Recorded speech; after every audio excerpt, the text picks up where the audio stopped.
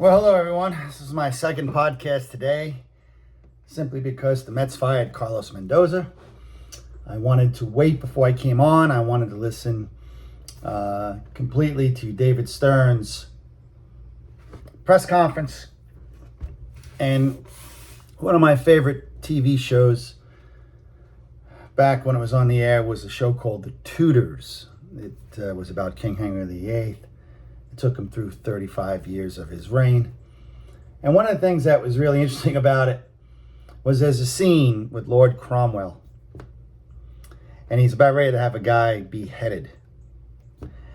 And the guy who's being beheaded says to him, and I think it is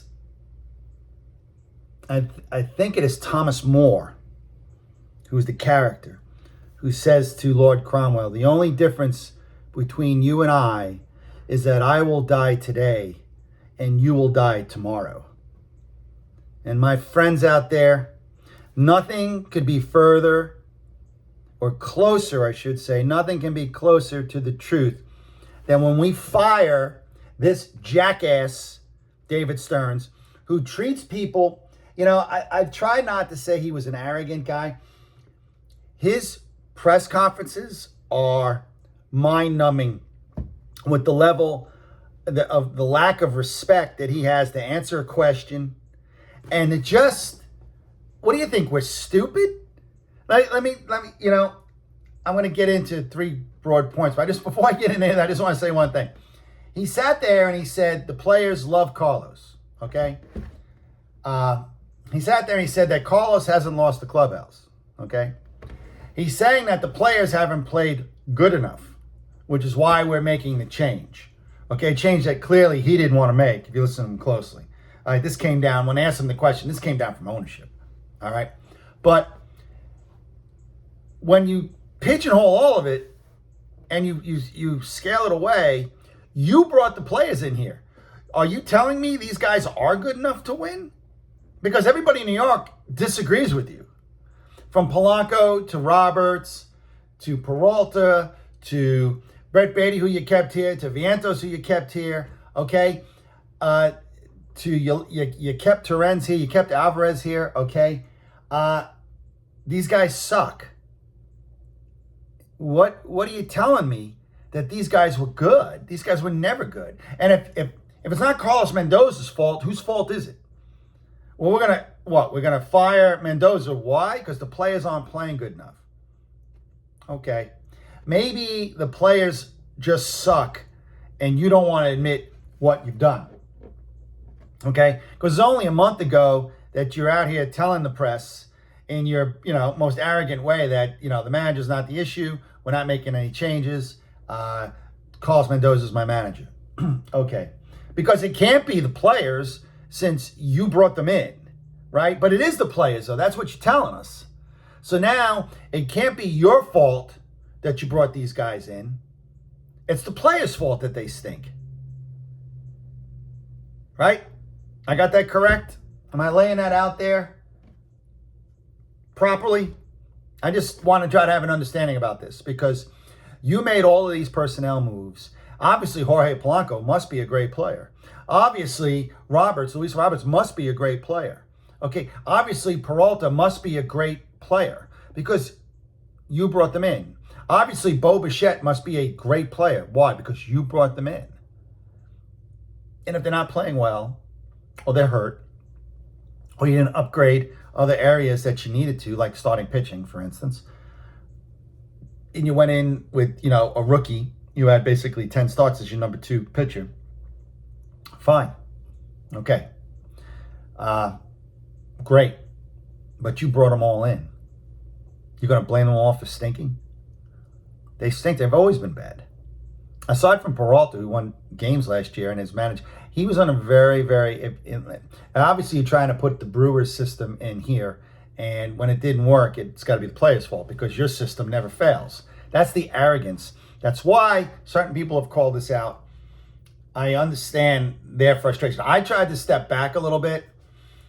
It was only when I started to hear him say things that were utterly ridiculous that you start to, you point a finger.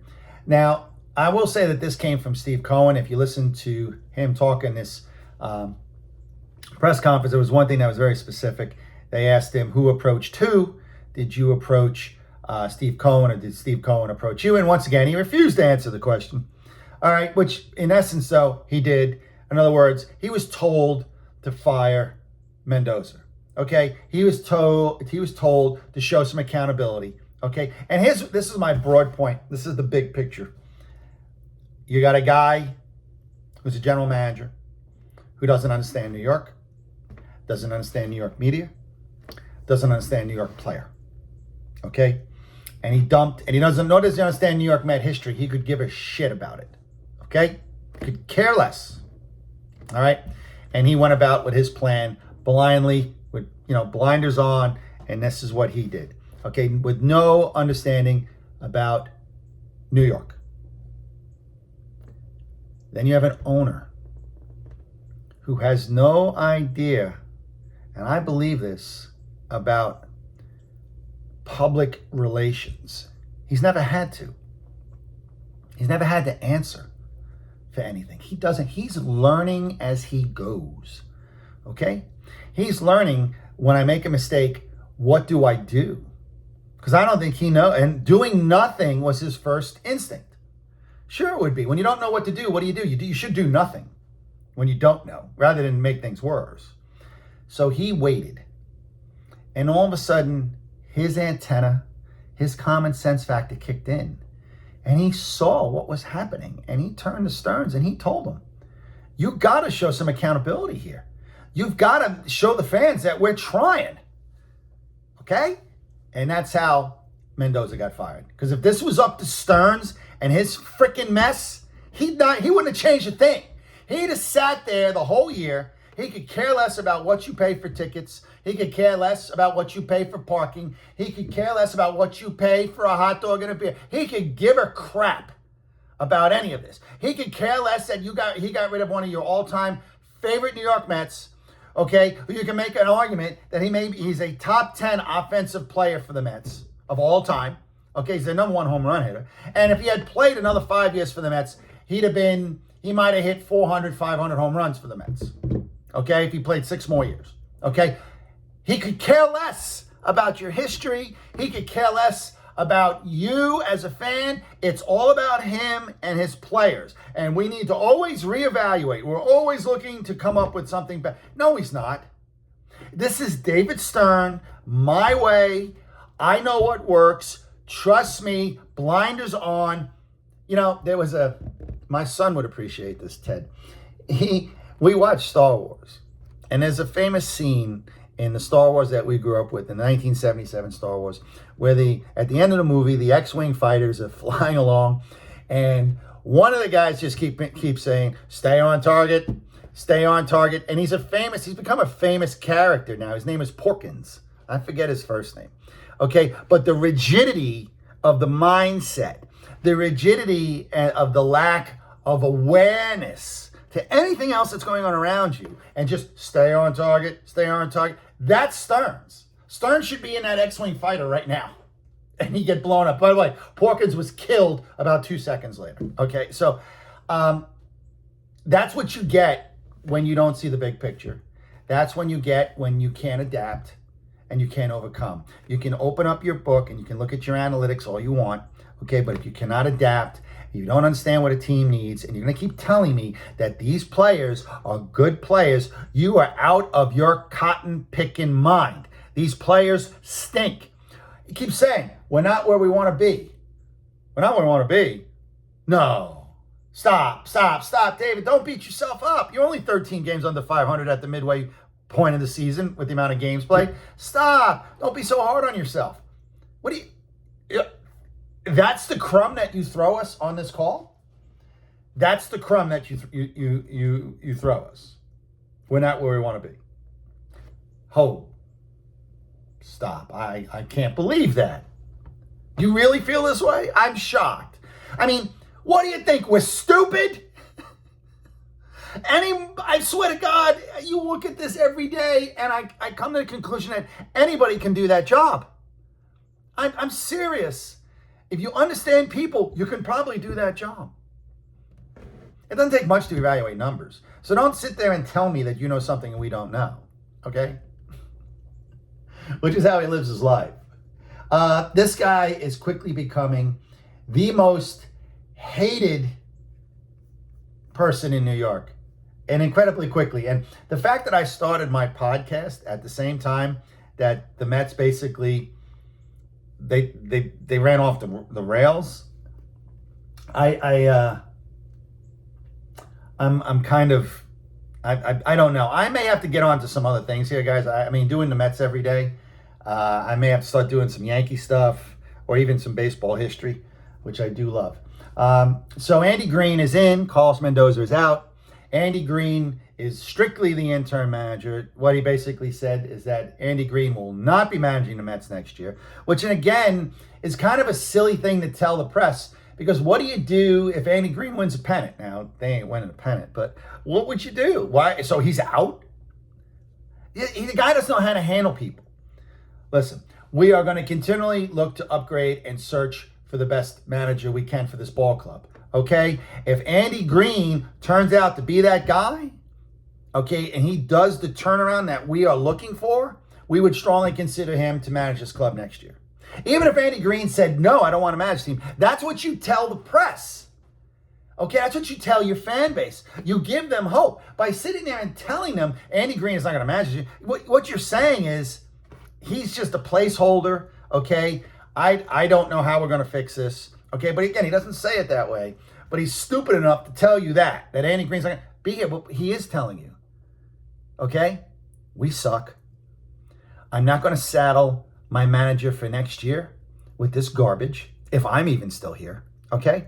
So Andy's just going to mind the store, get us through the season, and then we'll figure it out.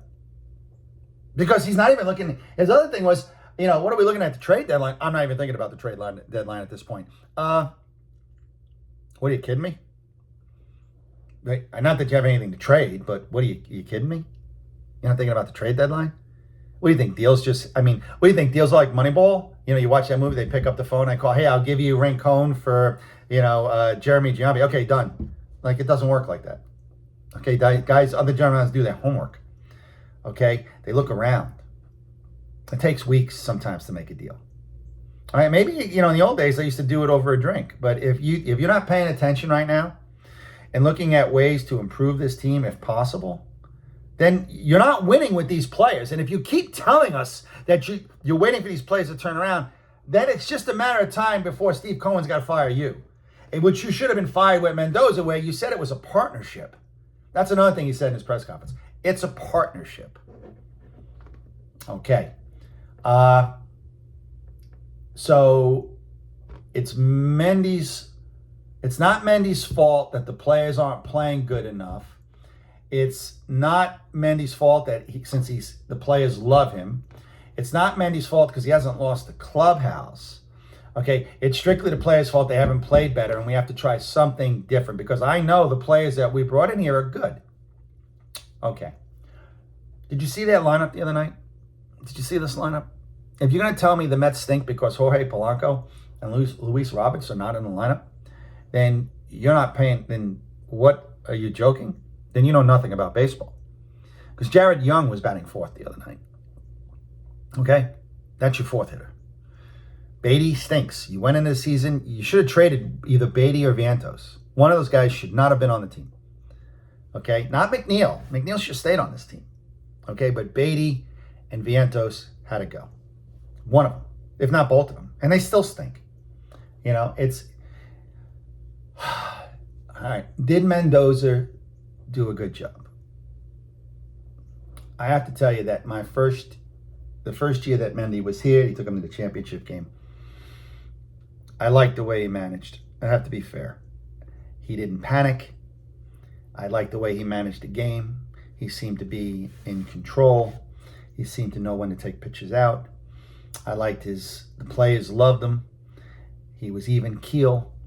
And I felt his game strategy was good. Pre and during the game.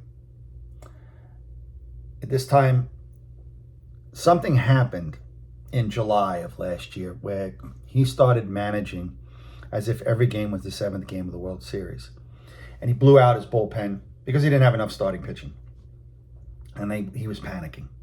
He may not have looked like he was panicking, but the moves he was making during a game were panic moves. It was the old Johnny Keane used to manage the Yankees after Yogi left in '65. As he managed every game like it was the seventh game of the series, and he destroyed his ball club, wore them down.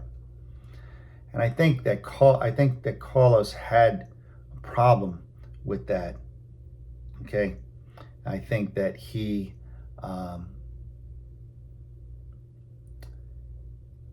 lost sight of the big picture, and it hurt the ball club. The next thing I'll say is this: if all the players loved him, did the players listen to him? Because if the rumor is that Lindor and Soto and Nimmo and Alonso and McNeil, the guys he got rid of, didn't like each other, or there's certain political machinations that are happening behind the scene, who's a Republican and who's a Democrat, it's the manager's job to put his foot down and keep that crap out of the clubhouse. Okay, you are here to play as a unit on the field. Okay, you don't have to love each other. Hell, the A's of 72, 73, 74 used to fight all the time. Now, they grew up together, that team, okay? So it's kind of different for them. But when they went on the field, there was a chemistry there that was unparalleled. Okay, how many teams have won 3 in a row? It's the Yankees and the A's. No one else has ever done it. Although, I guess the Dodgers are going to give it a shot this year. But that's on Mendy for not having the strength, in my opinion, to set that clubhouse right. And I believe that was a problem. And I believe when you lack there's no Gil Hodges here, okay? There's no Davey Johnson. Where you have a presence in that clubhouse that will set things, even Bobby Valentine, for Christ's sake. You know, a guy who's going to say, leave that crap out of the clubhouse, whatever it is, okay? Or we'll trade one of you. Don't think we won't. I mean, you have to scare ball players. They're kids. They're in their 20s.